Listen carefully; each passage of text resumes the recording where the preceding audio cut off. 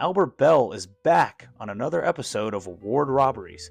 This might eventually become the Albert Bell channel. I mean, I might as well do an entire video about this guy's career at this point. Hello, everybody, and welcome back to the Yapper's Box, and as stated earlier, to another episode of Award Robberies. Today, we have just a dumb MVP snub. Just dumb. It's just blatantly obvious that something other than statistics came into play here. The subject today will be the 1995 American League MVP race, in which Boston Red Sox first baseman Mo Vaughn bested Cleveland outfielder Albert Bell by a singular first place vote, when it should not have even been close to begin with.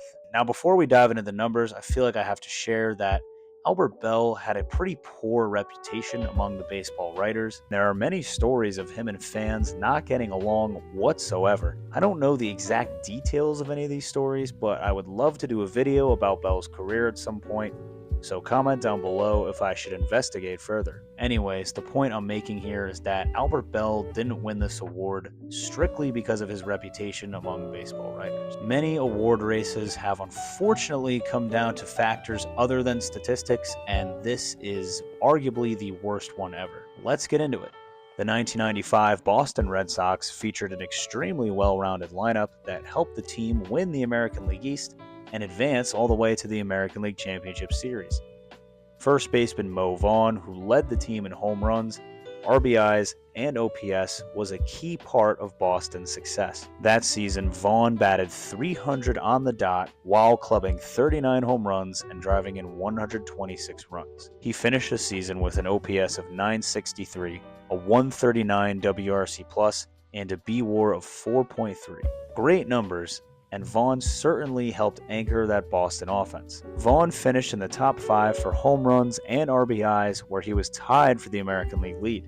Vaughn's ability to slug the ball allowed him to finish with that respectable .963 OPS, despite leading the AL in strikeouts and finishing outside the top 20 in on-base percentage. Okay, good numbers. Good numbers. Something to remember is that the 1995 MLB season began in late April due to the lockout that began the year prior. There were only 144 games played that season as opposed to a full 162, so keep that in mind when considering Mo Vaughn's numbers, but even more so as you start to hear these crazy Albert Bell numbers. The 1995 Cleveland Indians, who made it all the way to the World Series, featured a lineup of prolific young hitters, Jim Thome, Manny Ramirez, and Kenny Lofton being the big ones. The most prolific of them all, though, outfielder Albert Bell, who finished the year batting at a .317 clip with a league-leading 50 home runs and 126 RBIs, tied for the American League lead with who other than Mo Vaughn. Bell finished with an OPS north of 1,000,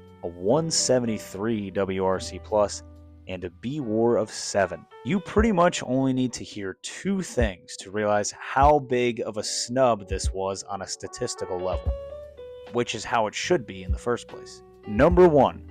Albert Bell in 1995 remains the only player in Major League Baseball history to hit at least 50 doubles and 50 home runs in a single season. The only player ever in a league that began in the 1800s. Only him. Wow. And also, keep in mind that that was over 144 games. Imagine if he played in 162. What could those numbers look like? Number 2. Let's just take a look at this player comparison. Bell has the edge over Vaughn in every statistical category listed, except for stolen bases and being tied in RBIs. This list does not include other categories that Bell led Vaughn in, like WRC+, runs, and walks. Pretty ridiculous, right? There are arguments to be made for other players besides Albert Bell deserving the AL MVP in 1995.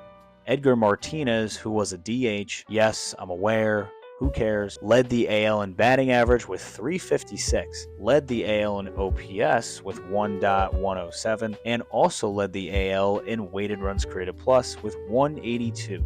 What about the big hurt, Frank Thomas, who bested Vaughn in batting average, home runs, and OPS? Mark McGwire only played in 104 games, but still managed 39 home runs, which is absolutely ridiculous. You get the point. This MVP decision was just dumb, and clearly had more to do with Albert Bell's character than anything else. If you're hoping to play Major League Baseball someday, make sure you're nice to everybody, because it might help you win an award. That's going to do it for today's episode, folks. Please like the video and subscribe to the channel if you enjoyed, or if you thought it was okay and that maybe there's a chance that some other videos could be better. Please comment your thoughts and or complaints on the video as well. Thank you, and we'll see you next time.